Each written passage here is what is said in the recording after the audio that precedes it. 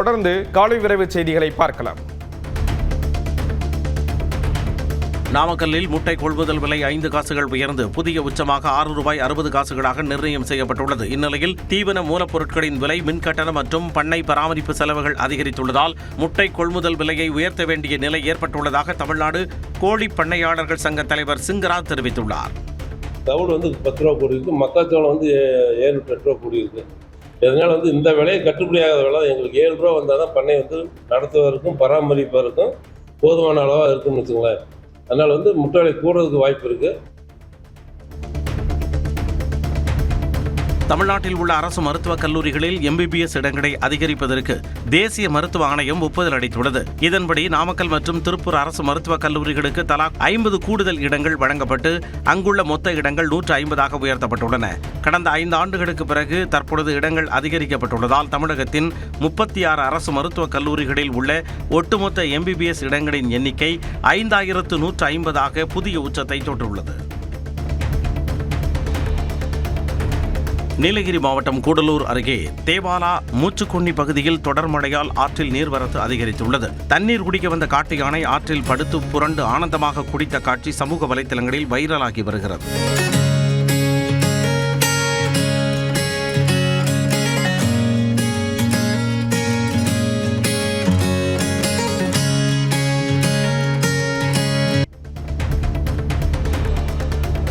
தமிழகத்தில் நிலவும் பட்டா தொடர்பான பிரச்சினைகளுக்கு அதிகபட்சமாக 9 மாதங்களுக்குள் தீர்வு காண நடவடிக்கை எடுக்கப்படும் என்று வருவாய்த்துறை அமைச்சர் செங்கோட்டையன் தெரிவித்தார். ஈரோடு மாவட்டம் பெருந்துறையில் நடைபெற்ற மக்கள் குறை தீர்க்கும் முகாமில் பங்கேற்ற பின் செய்தியாளர்களிடம் பேசிய அவர் அதிமுக திமுக கூட்டணி குறித்து எழுப்பப்பட்ட கேள்விக்கு பதிலளித்தார். மக்கள் தவறில்லையான்னு கேட்பாங்க.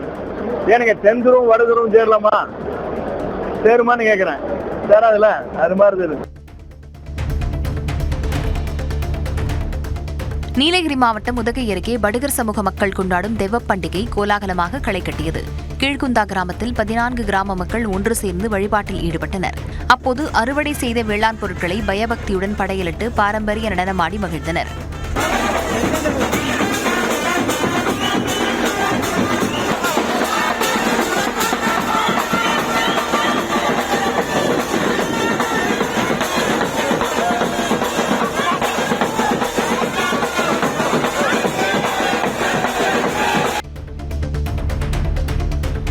திருவண்ணாமலை அண்ணாமலையார் கோயிலின் ஆனி பிரம்மோற்சவத்தையொட்டி அண்ணாமலையாருடன் உண்ணாமலையம்மன் வெண்பட்டு உடுத்தி பக்தர்களுக்கு காட்சியளித்தனர். உற்சவத்தின் 4ஆம் நாள் விழாவையொட்டி திருக்கல்யாண மண்டபத்தில் எழுந்தருளிய விநாயகர், அண்ணாமலையார் மற்றும் உண்ணாமலையம்மனுக்கு சிறப்பு ஆராதனைகள் நடைபெற்றன. தொடர்ந்து மகா தீபாராதனையும் வீதி உலாவும் நடைபெற்றதை பக்தர்கள் தரிசித்தனர்.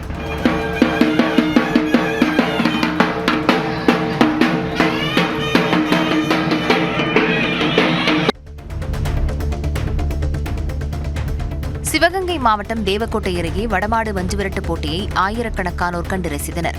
சிவகங்கை, மதுரை, தேனி, திண்டுக்கல் உள்ளிட்ட மாவட்டங்களைச் சேர்ந்த 14 காளைகள் களம் கண்ட நிலையில் 126 வீரர்கள் எதிர்கொண்டனர். 25 நிமிடத்தில் காளையை அடக்க வேண்டும் எனும் நிபந்தனையுடன் நடைபெற்ற போட்டியில் காளையை அடக்கிய வீரர்களுக்கும் தெரிக்கவிட்ட காளைகளுக்கும் பரிசுகள் வழங்கப்பட்டன.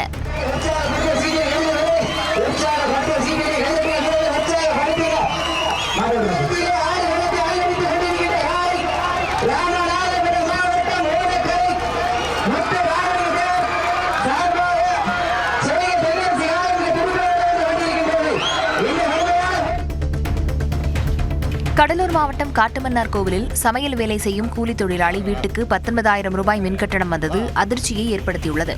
சமையல் வேலை செய்யும் மணிகண்டன் வீட்டுக்கு அதிகபட்சம் 400 ரூபாய் வரை மட்டுமே மின்கட்டணம் வரும் நிலையில் ஜூன் மாத கணக்கீட்டில் 19,426 ரூபாய் செலுத்த வேண்டுமென கூறியதால் அதிர்ச்சியடைந்தார். அதிகாரிகள் மிரட்டியதால் நகைகளை அடகு வைத்தும் கடன் வாங்கியும் கட்டியிருப்பதாக தெரிவித்துள்ள நிலையில் மின்துறை அமைச்சர் நடவடிக்கை எடுக்க வேண்டுமென கோரியுள்ளார். ராணிப்பேட்டை மாவட்டம் அரக்கோணம் ரயில் நிலையத்தை அடுத்த மோசூர் ரயில்வே கேட் திடீரென பழுதானதால் அப்பகுதியில் போக்குவரத்து பாதிக்கப்பட்டது. இந்த கேட் வழியாக 50க்கும் மேற்பட்ட கிராமங்களுக்கு செல்லும் பொதுமக்கள் மற்றும் வாகன ஓட்டிகள் செல்ல வேறு வழியின்றி சுமார் 1 மணி நேரம் தவித்து கடும் அவதிக்குள்ளாகினர். பொதுமக்களின் உதவியுடன் ரயில்வே கேட் பணியாளர் பழுதை முழுமையாக சீரமைத்தனர். சிறப்பு சோதனை குழு நடவடிக்கைகளால் பாதிப்பு ஏற்பட்டுள்ளதாக குற்றம் சாட்டி திருவள்ளூர் ஆட்சியர் அலுவலகத்தில் 50க்கும் மேற்பட்ட லாரி உரிமையாளர்கள் கனிம வளத்துறை உதவி இயக்குநரிடம் முறையிட்டனர். அப்பொழுது சிலர் மதுபோதையில் வாக்குவாதம் செய்து ரகளையில் ஈடுபட்டதால் அங்கு பரபரப்பு ஏற்பட்டது.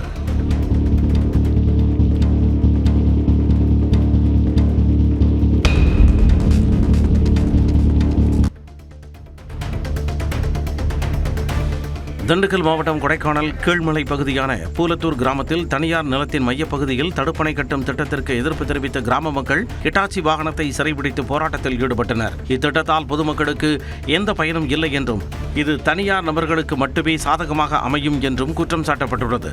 இந்நிலையில் பணிகளை தற்காலிகமாக நிறுத்திய காவல்துறையினர் அதிகாரிகளுடன் பேச்சுவார்த்தை நடத்தப்படும் என உறுதியளித்த பின்னர் போராட்டம் கைவிடப்பட்டது. இலங்கையில் இருந்து புலம்பெயர்ந்து வந்த திருவாரூர் மாவட்டம் குன்னலூரில் குடியேறிய 110 வயதை கடந்த மூதாட்டி 5 தலைமுறைகளைக் கண்டு இன்றும் தன்னம்பிக்கையுடன் தனியாக வாழ்ந்து வருவது வியப்பை ஏற்படுத்தியுள்ளது.